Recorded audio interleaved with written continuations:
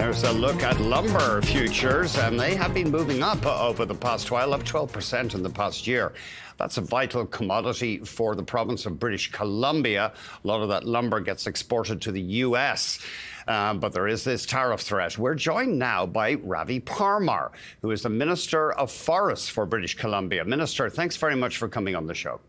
No, thanks very much, Andrew. Appreciate you having me on. You just traveled to California, and you were speaking to forestry experts, but also community leaders, because they're going to need a lot of lumber to rebuild those burnt areas of Los Angeles. What were the Californians telling you?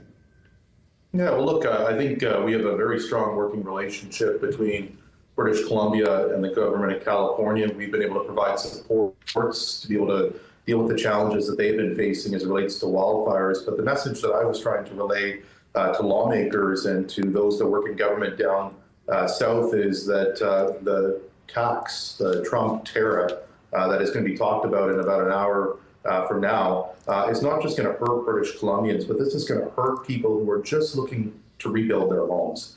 We have seen stats come out of the National Home Builders Association to the tune of $10,000 to $20,000 of additional costs when you look at the Trump tariff. And this also does not include the increased duties we expect to see and whatever the impact of this new review order 232 that the president launched a couple of weeks ago. And so certainly an uncertain future for forestry in British Columbia, but also devastating news for people who are just looking to rebuild their homes after devastating wildfires in California. More than 16,000 homes and buildings destroyed, apparently.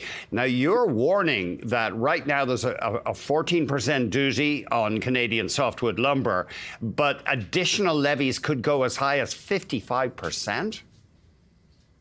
That's absolutely right. And since I was last on BNN, the new review that is being undertaken by the Commerce Secretary could continue to inflate that or look at embedding restrictions on lumber directly. This is really unfortunate news. There is a belief by those that the government in the United States and certainly the Lumber Coalition that domestic supply will be able to produce all the wood they need to be able to build the homes they need and also rebuild the homes they need. And that's just not factually correct.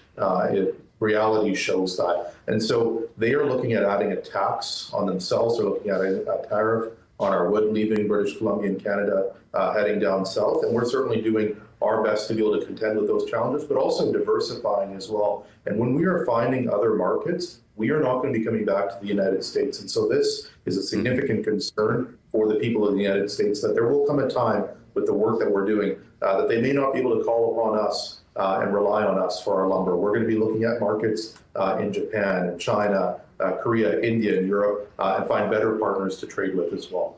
But wouldn't we be sending, if they were good markets, wouldn't we be sending lumber there already anyway in huge quantities? I know there are some lumber sales to Asia. Well, look, it's easy. We have been trading partners with the United States for decades. And so in the case of softwood lumber, they rely heavily on us.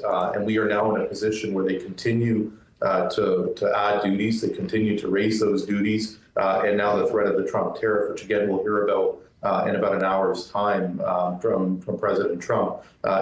We need to do everything in our power to make sure that we are diversifying our markets. It's why I've given strong direction to our Crown agency, the Forestry Innovation Investment, that we need to make sure that we're stepping up our game and supporting companies here in British Columbia. And I know that my colleagues, that are forest ministers across Canada, natural resource ministers, are doing the same thing as well. We need to make sure that we're positioning ourselves. But you're absolutely right. There's costs associated with getting our lumber to other markets, and that's going to be something that we're going to have some really tough discussions about. Yours is a tough portfolio, isn't it? Because British Columbia has lost a lot of mill capacity, partly because of a lack of availability of wood, of fiber, as the industry calls it.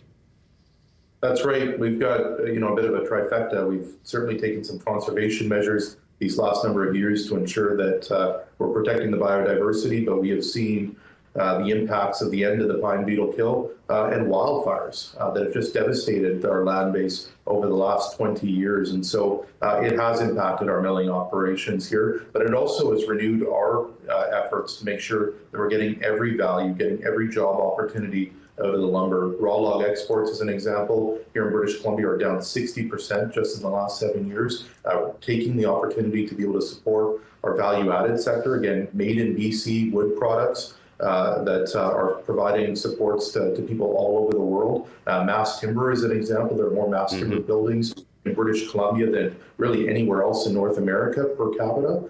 Those are just some of the things that we're going to be doing, and we're going to have to redouble our efforts in the days, weeks, and months ahead. Minister, thank you very much for joining us. Really appreciate it. You bet. Anytime. Ravi Parmar, Minister for